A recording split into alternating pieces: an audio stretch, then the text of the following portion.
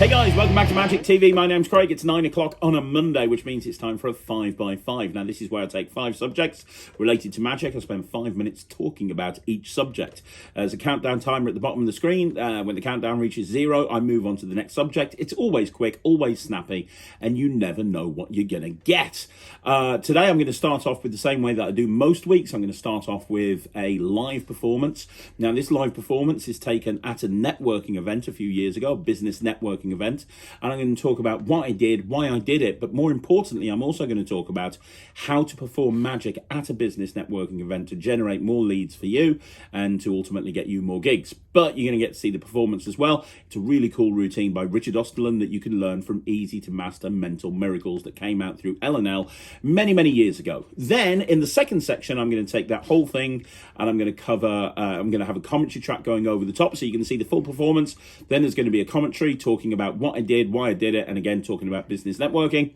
And then there's a whole bunch of other stuff that we've got going on this week as well. So it's super exciting. There's a lot on this week's it's not Q&A, is it? There's a lot this week on the 5x5. So without further ado, let's get straight into it. Does anybody have a watch on them where you can turn the dial and you can actually change the hours, the hands around? Anyone got? Would you care to help me? That'd be fantastic. That'd be really good. Come on, no, bring your watch with you.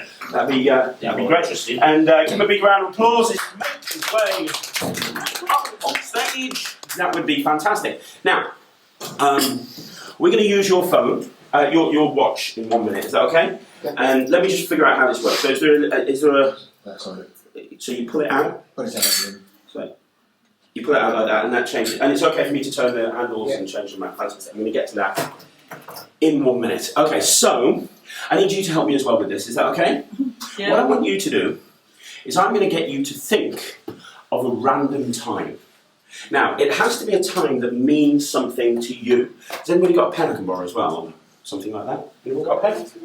No? Yeah, perfect. Is it right okay? Is this fantastic? So what I want you to do, I want you to think of a time that means something to you. Okay? Now, so for example, I did this to a teacher a couple of weeks ago and I said 3:30 because that's when the kids leave.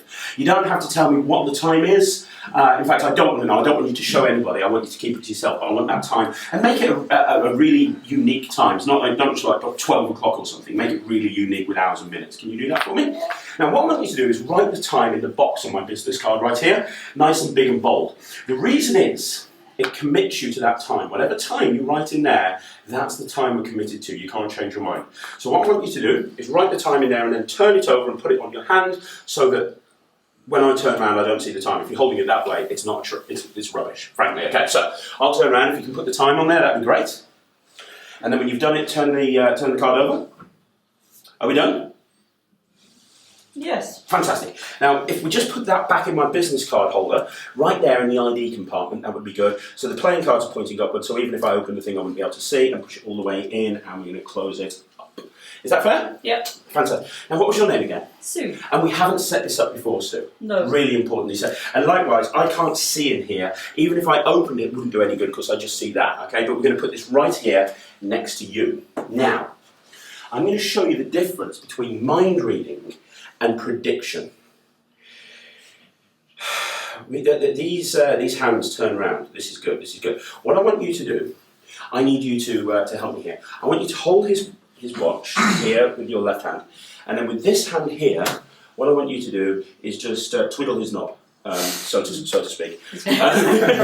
Fantastic. That's great. And just keep twiddling until you're happy that you've twiddled enough. Yeah. Okay. And then we're going to push it in right there. Is that fair? Yeah. Okay, now can I ask you to hold your hand out for me? And I'm going to put the watch right here and make a fist. So we have a situation where you're thinking of a time. Yep. You've set a watch to a random time. Now I want you to think of the time that you put down. Think of it. Now imagine that you're getting up in the morning and you're in bed. Is there a clock in your bedroom?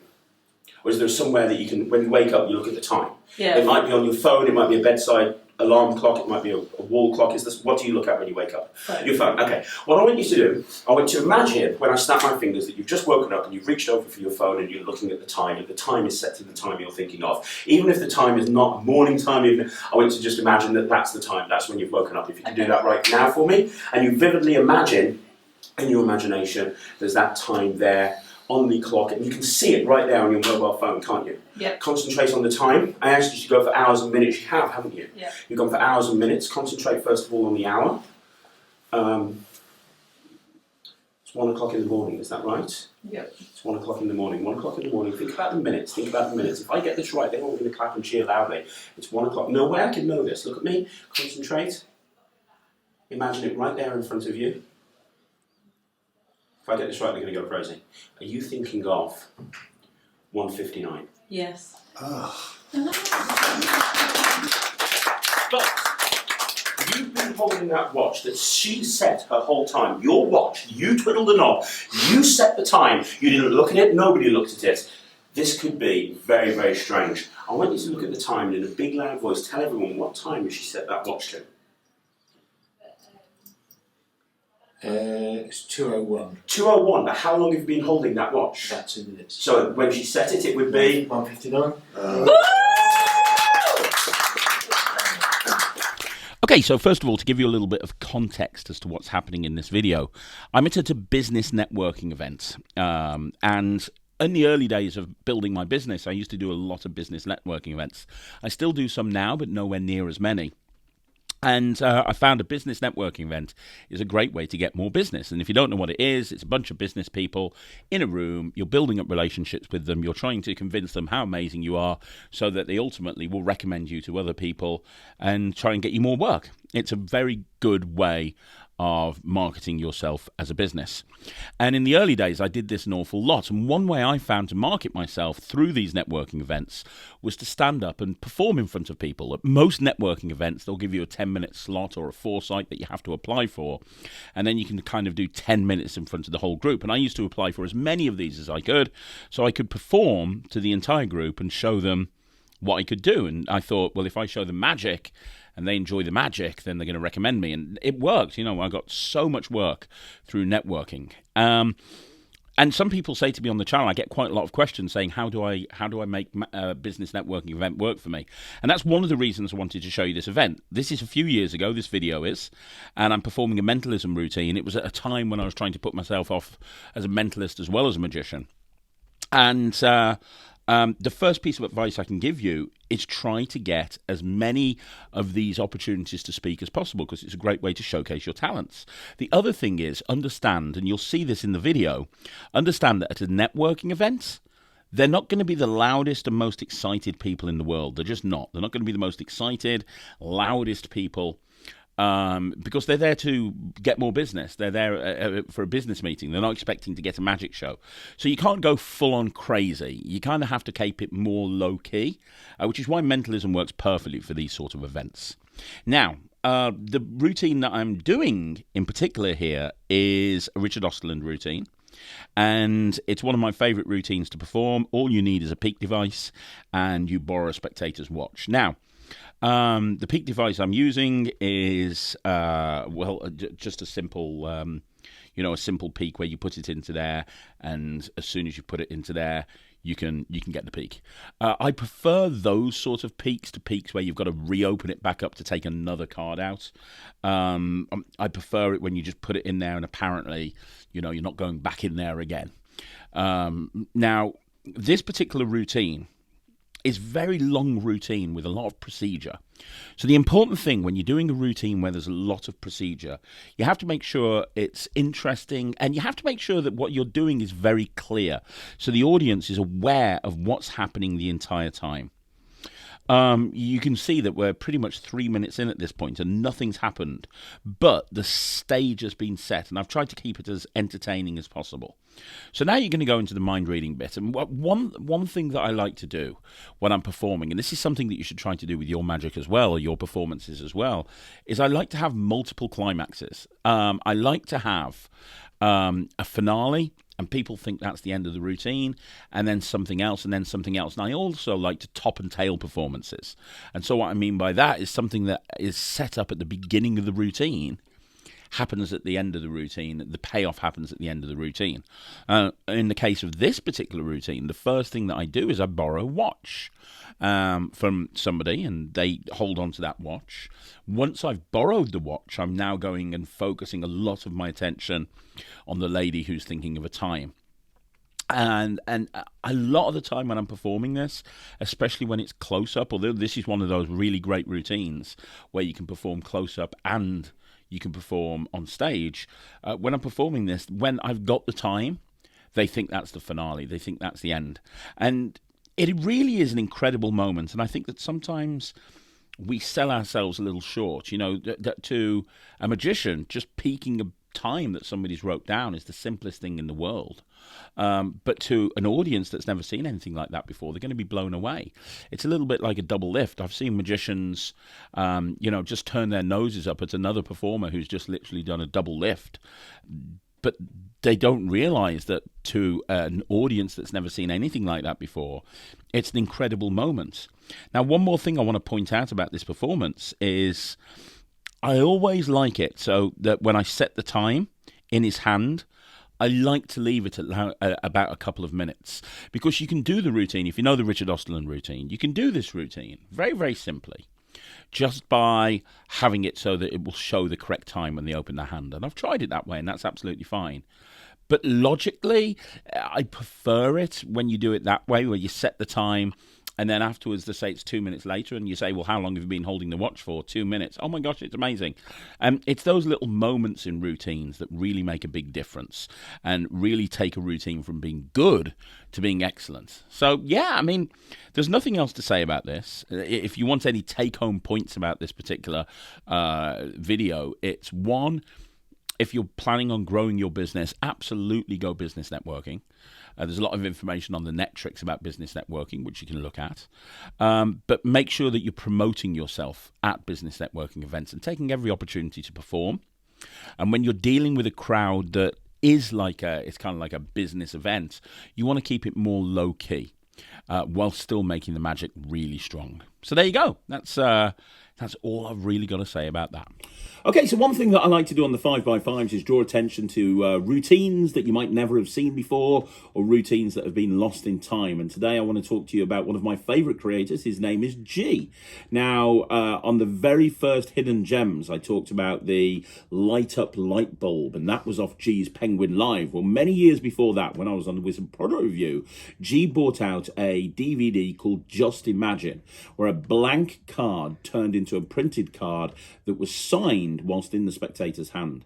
I said at the time it was one of the best tricks that I ever saw, and I still stand by that now. It is still a mainstay of my walk around set, and it is absolutely fantastic. Now, you don't have to hunt around for Just Imagine. G has been kind enough to put a version of this on his Penguin Live, which is, in my opinion, one of the best Penguin Lives ever created. Well, G put on a Penguin Live, he actually put Just Imagine, and I've actually so you can learn it from there, basically, along with a whole bunch of other stuff. Now, what Just Imagine is basically, and I'm going to do a performance in a second from Luke, Just Imagine, the whole idea of it is that you show a blank card and they can examine it. It is genuinely a blank card. They sign the blank card, they hold on to it in their hand, you have somebody else pick a card, and then the card that they picked prints onto the card in the spectator's hand.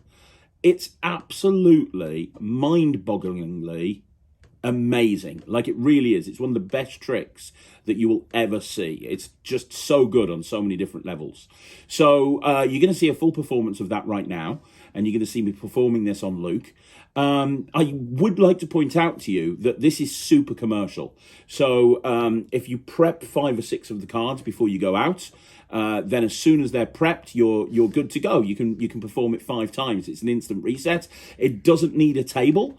The magic happens in the spectator's hand. It uses a signed card. It's a regular deck in use. Everything's examinable beforehand and afterwards. And if you do get G's Penguin Live, he goes into other ideas for this, including some absolutely incredible stuff that you can do using envelope switches and so on and so forth. I don't want to give too much away.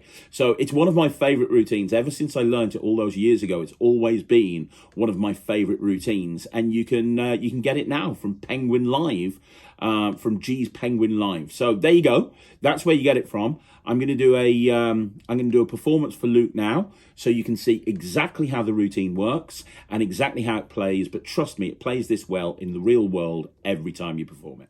So, Luke, I'm going to show you a trick with a deck of cards, which we'll get back to in a minute, and as well as deck of cards, this card, and you can have a look at this. It's a blank card. It's blank on the front, blank on the back. This is what cards look like before they're printed. Yeah. Make sure there's no front, make sure there's no back. It's very difficult to get a deck of cards like this. You've got to know somebody who works at a playing card company, and you sneak them out on the graveyard shift is basically what happens. But I need you to take a pen as well. We will need a pen. And can you do me a favour, and can you just put your initials on there for me? Yeah. That's great. And underneath your bank account number and sort code. Worth a try.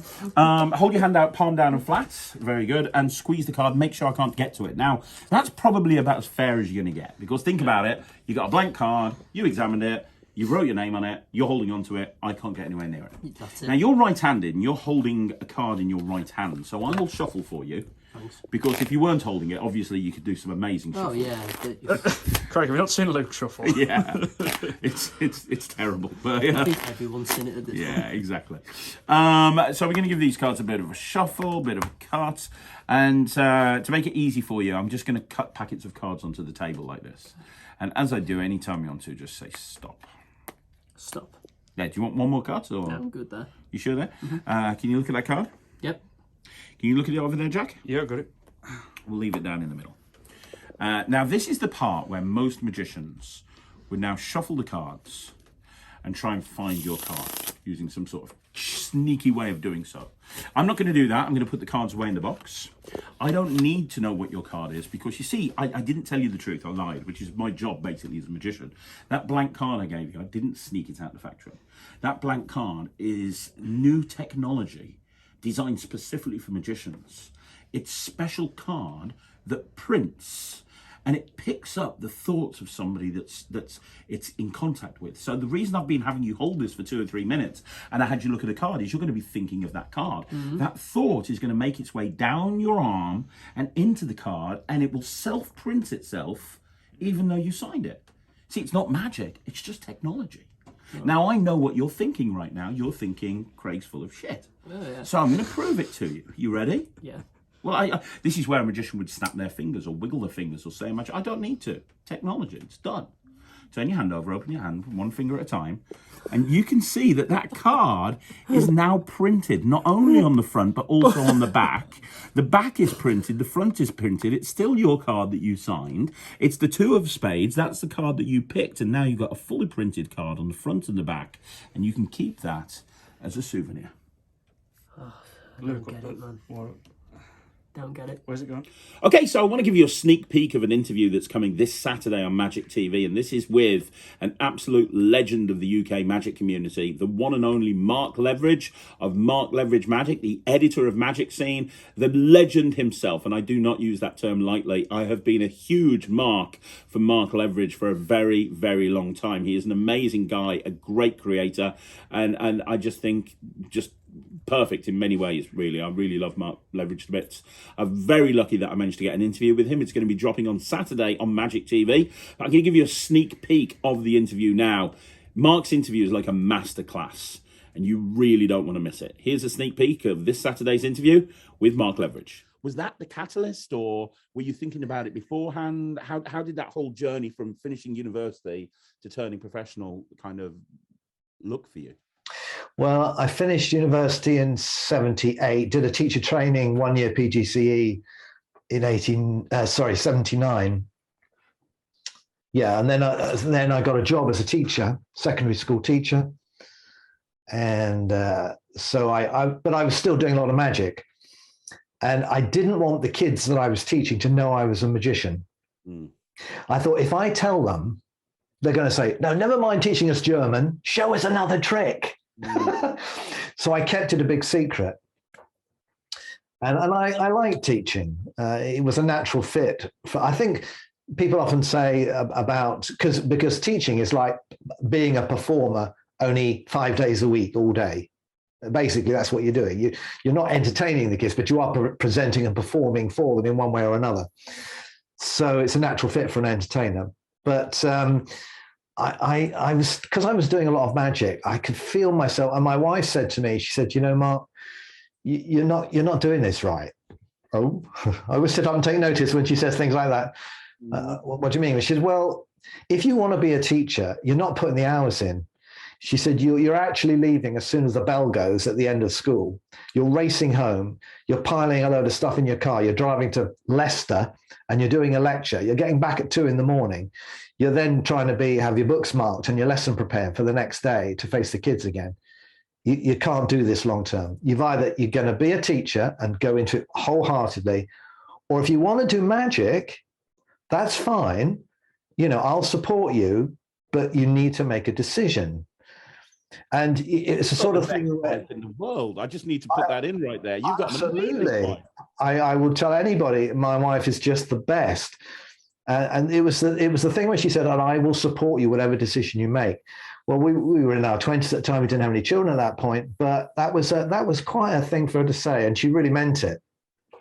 But she just wanted me to make up my mind. So I said, I'll think about it. And about 30 seconds later, right, I thought about it. And like the way men do, very focused. I said, I really would love to do magic. Now, I was already doing lectures. I was selling a few things at lectures, but I didn't have a separate dealership at that point. But I'd had at least 2, if not 3 lectures full of close-up already by then. In that sort of 3-year period, I was very profligate at that point. So, and then it just so happened, then I went in for the close-up in 81, the IBM convention, and I fortunately won it. And I got a lot of local publicity, as you do. I was on TV and radio and in the press and everything. And I said to Roz, I said, because I then planned to leave the following summer at the end of the school academic year. I said, I really want to take advantage of this now. While I'm in the public eye, I want to be able to push this, but I can't because I'm still teaching. And at the time, schools were trying to shed language teachers. So I went to the head of the school I was working at, and he went, oh, yes, by all means, leave at the beginning of December when you want to, because I want to do kid shows all December. And he was happy to get rid of me because they were trying to get rid of language teachers. It goes in cycles. Sometimes they come back and you're the flavour of the month again, and then other times you're not. So in that sense, I was fortunate. So I left and 1st of December 1981, I became a full-time magician and have been so ever since. Lucky old me. Oh, and by the way, just to say, my wife has always supported me through good times and not so good times. And Craig, as a pro, you'll know what that's like. It's like this. 1 minute, everybody loves you, money's flowing in. The next minute, as my internet or phone being cut off, it's never predictable, but it's always fun. Okay, so I want to give you an idea now that you can use if you want to. And most people that watch this channel know that I absolutely love the Invisible Deck. One of my favourite products that I've ever released was Visible with the 1914, which was a collection of routines with the Invisible Deck.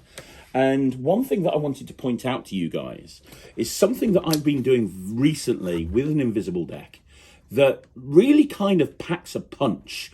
And this is based on the fact that you can give a roughed deck to a spectator and you can have them spread it out and they won't find anything. Now, I know, because I had the backlash from various different products that I've bought out before, I know that there's people out there that will say you can't hand a rough deck out to a spectator. Well, trust me, you can.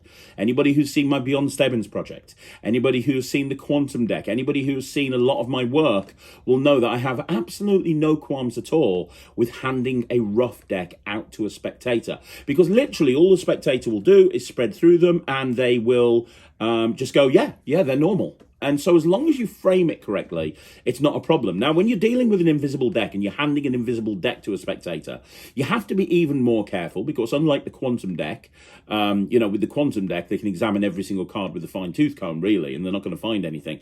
With an invisible deck, if you're not careful, they can, they'll see a face-down card. So you've got to make sure that your audience management is on point. But as far as I'm concerned, this is like a passive gaff deck, which means, yes, it is a gaff deck, but it will allow you to hand it out for examination. And this is something I've been playing with recently. It wasn't on my DVD Visible or my project Visible, but I thought I'd bring it to your attention so you could try it yourself. So all you need to do is get your invisible deck and make sure that you've got a Queen of Hearts at one side and a King of Hearts at the other side, and you're just going to put a Joker on there, okay? So all you're going to do, and you're going to see a performance that I did to this, to Luke in a minute of this, but all you're going to do, right, is you're going to take the cards out of the case and you're going to spread through the deck, and you're going to say, maybe I can make you pick a card. So I'm going to turn away. What I want you to do is quickly spread through the cards, look at a card, remember it, and put them down on the table in front of you.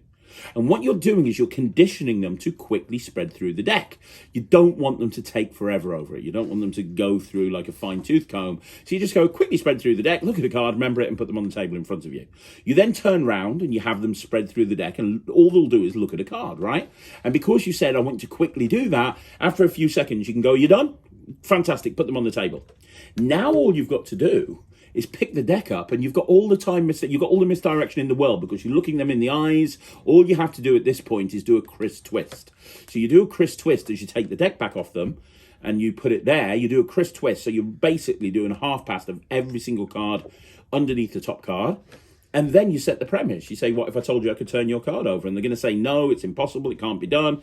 Now all you've got to do is pick up the deck and you just go into the classic the classic invisible deck. So you just turn the hand over, you spread through to the card, you use the maths to get the right card, and one card's going to be turned over and it's their card. But they spread through and they thought of any card, and the card they think of turns over in the deck. It's a really smart idea that's getting great reactions for me. So I wanted to share it with you so you guys could try it. So if you've got an invisible deck, go grab an invisible deck, set it up. The reason you want a Queen of Hearts and a King of Hearts really is because there's going to be a discrepancy when you do the half pass.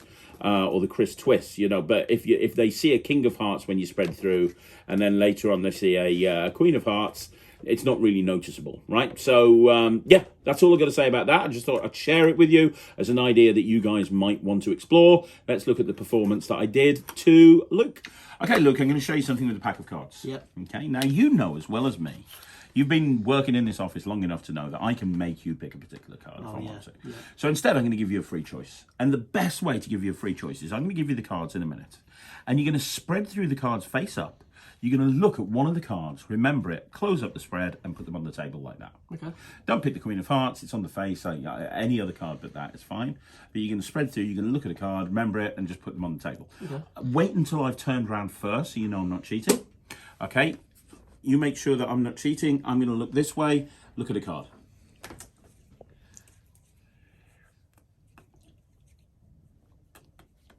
You got one? Yep. Now, no one could know. Can I turn that round? Yes. No one could know that card other than you. It exists in one place and one place only, which is in your head. Mm-hmm. No one else knows it. Mm-hmm. If I told you I could turn one card over in that deck and it would be your mentally thought of card, would that be good? Yeah. Done. I don't understand that. What do you mean you're done? Yeah, you're done. What was the name of your card? 4 diamonds. You're joking? Really? Yeah. 4 of diamonds? Yeah. You're not going to believe this. Check this out. Because all of these cards are facing the right way. 4 of diamonds, yeah? Mm-hmm. Hang on, there must be one there somewhere. Hang on. I went past it. There's all of these cards are face up. There's one card and one card only now face down in the deck. That card right there, you spread through. You could have thought of any card. You thought of 4 of diamonds. One card's turned over in the deck. I didn't even touch the deck, and one card turned over, and it's the 4 of diamonds. Madness. I don't get that one. It's weird, right? Yeah. So guys, that's another 5x5 in the bag. Thank you very much for joining me here on this week's 5x5. I hope you enjoyed it. Don't forget, the Netrix is now live. You can go to www.thenetrix.com and you can sign up for the bronze, silver, or gold package. You know, if you want to do that, that would be absolutely amazing. But more importantly, don't forget, if you want to see more videos like this on Magic TV, you just got to like the video, subscribe to the channel, leave a comment down below, and I'm going to be back again next Monday with another 5x5. And I'm also going to be back tomorrow with 3 videos, a shorts at 2. At 6 o'clock, I'm going to be here with a live, and at 9 o'clock, I'm going to be here with a Talk Magic interview. There's a lot going on this week, so make sure you stick around. Thanks very much for watching. My name's Craig from Magic TV.